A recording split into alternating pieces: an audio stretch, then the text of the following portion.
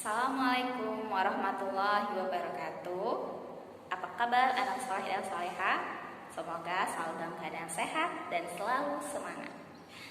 Nah, sebelum kita memulai pelajaran pada hari ini, marilah kita bersama-sama berdoa. Berdoa dimulai. Baiklah, pada hari ini kita akan belajar tema 8 Praja Muda Karana dengan subtema 1 Aku Anggota Pramuka. Adapun tujuan pembelajaran kita pada hari ini, yang pertama, siswa dapat menjelaskan tentang jenis-jenis sudut dengan benar. Yang kedua, siswa dapat menentukan jenis sudut melalui gambar atau menggunakan benda konkret dengan benar.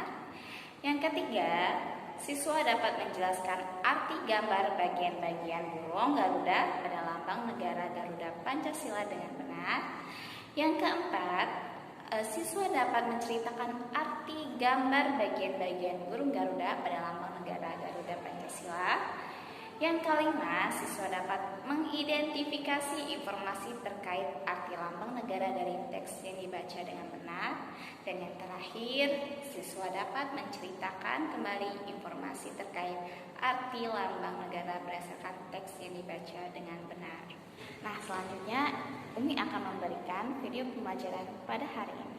Selamat menyaksikan. Siapa di sini yang ikut ekskul pramuka? Anggota pramuka sering menggunakan tongkat dalam kegiatan. Tongkat sangat banyak manfaatnya.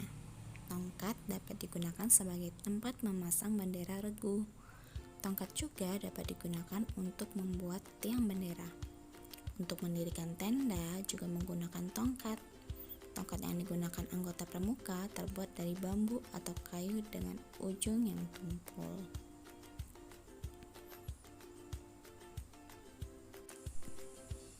Dahulu, para pahlawan menggunakan tongkat sebagai senjata dalam peperangan. Para pahlawan menggunakan tongkat bambu dengan ujung yang lancip. Bambu dengan ujung yang lancip disebut dengan bambu runcing. Ujung tongkat ada yang tumpul, ada yang lancip, dibuat sesuai dengan kebutuhan. Bentuk sudut juga beragam, ada sudut tumpul, sudut lancip, dan ada pula sudut siku-siku. Perhatikan penjelasan berikut untuk mengenal jenis-jenis sudut. Sebelumnya, siapkan kertas terlebih dahulu. Setelah itu, lipatlah kertas menurut garis datar seperti contoh berikut. Lalu, lipatlah lagi menurut garis tegak. Setelah didapat pojok siku-siku, gunakan pojok siku-siku yang telah kamu buat untuk menentukan jenis sudut.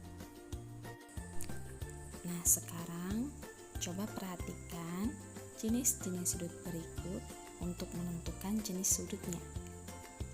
Seperti yang kita tahu bahwa sudut ada yang siku-siku, ada yang lancip, ada yang tumpul, dan ada yang lurus. Berdasarkan lipatan kertas tadi, kedua garis membentuk garis yang tegak lurus akan membentuk sudut siku-siku. Sedangkan apabila kedua garis membentuk ujung yang runcing, itu disebut dengan sudut lancip. Dan apabila kedua garis membentuk ujung yang tumpul, itu disebut dengan sudut tumpul. Nah, apabila kedua garis membentuk garis yang lurus, itu disebut dengan sudut lurus.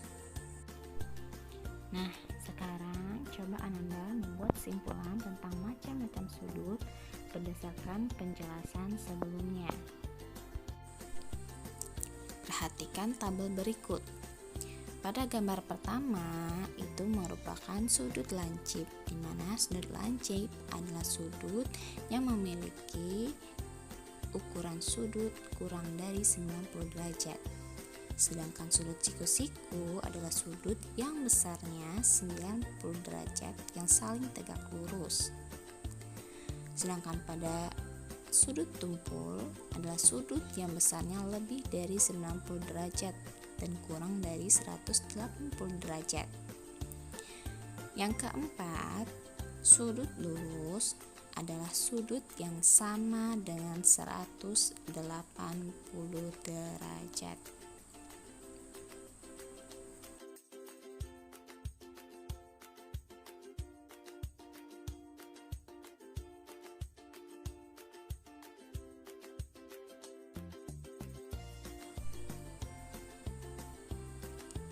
Nah, sekarang coba Ananda perhatikan gambar berikut untuk menentukan macam sudut pada gambar berikut.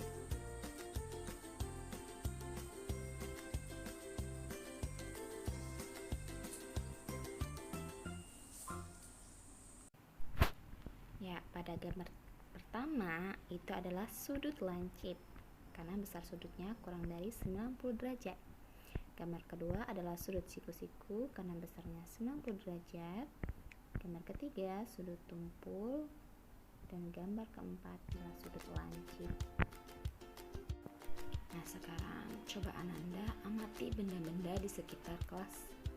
Dapatkah kamu menemukan sudut lancip dan sudut tumpul? Coba sebutkan masing-masing dengan dua.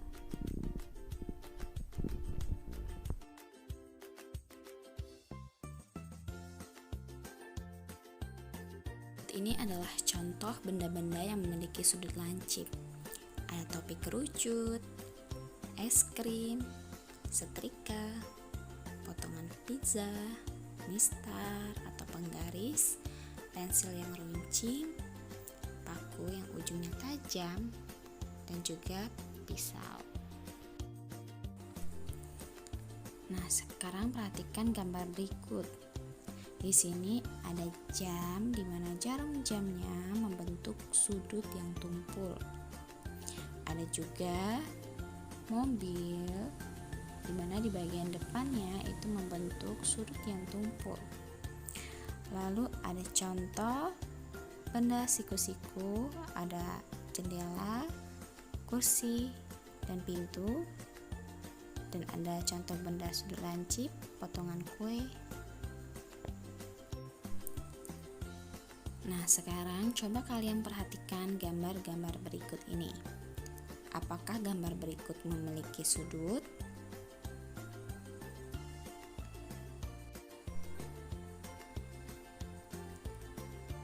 Pada gambar pertama itu ada sudut siku-siku.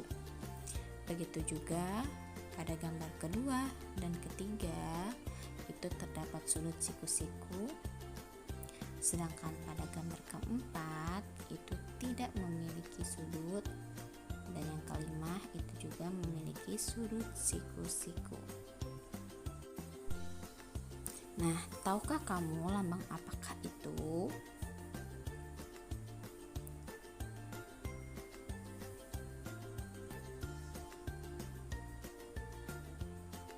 Gambar tersebut merupakan lambang pramuka beberapa daerah di Indonesia. Gambar pramuka setiap daerah berbeda-beda. Keberagaman tersebut sesuai dengan keunikan dan keunggulan yang dimiliki setiap daerah. Meskipun demikian, tujuan semua anggota pramuka di Indonesia memiliki tujuan yang sama.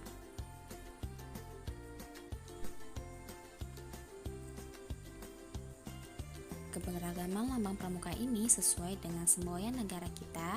Semboyan negara kita adalah Bhinneka Tunggal Ika, yang artinya beraneka ragam atau berbeda-beda. Kata tunggal yang berarti satu, kata ika berarti juga. Jadi arti Bhinneka Tunggal Ika adalah berbeda-beda tetapi tetap satu jua. Nah, semboyan ini digunakan untuk menggambarkan persatuan dan kesatuan bangsa Indonesia. Bangsa Indonesia terdiri atas beraneka ragam budaya. Bangsa Indonesia memiliki banyak bahasa daerah. Bangsa Indonesia juga terdiri atas berbagai agama dan kepercayaan. Keberagaman yang dimiliki Indonesia adalah kekayaan budaya. Keberagaman harus disyukuri dan juga dipelihara.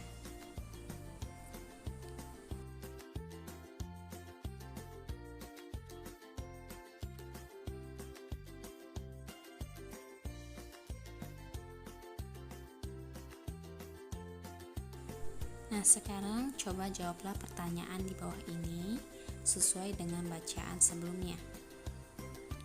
Yang pertama,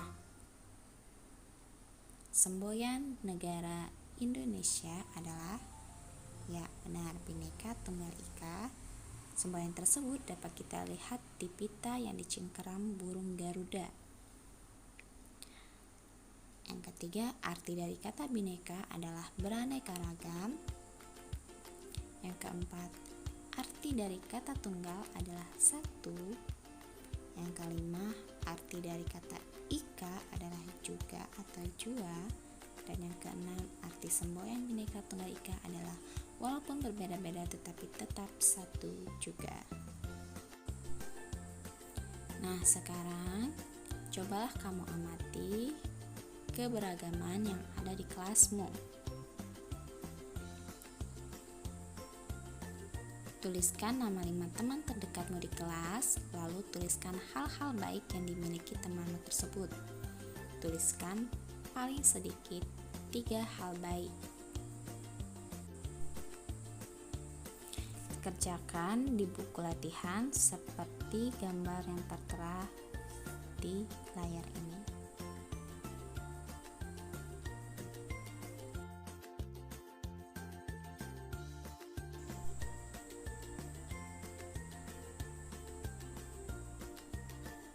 Nah, lalu cobalah mewawancarai temanmu sesuai pertanyaan berikut. Ceritakan hasil wawancara kepada teman-temanmu.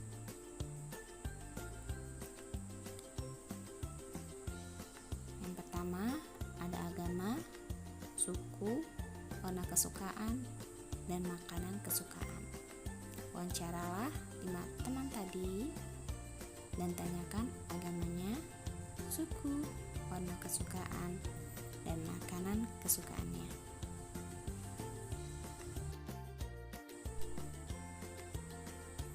Apakah kamu dan teman-teman memiliki perbedaan?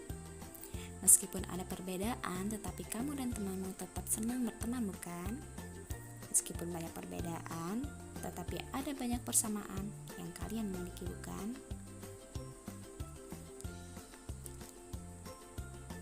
Keberagaman membuat situasi menjadi bersatu. Walaupun meski berbeda, kalian harus tetap saling menyayangi.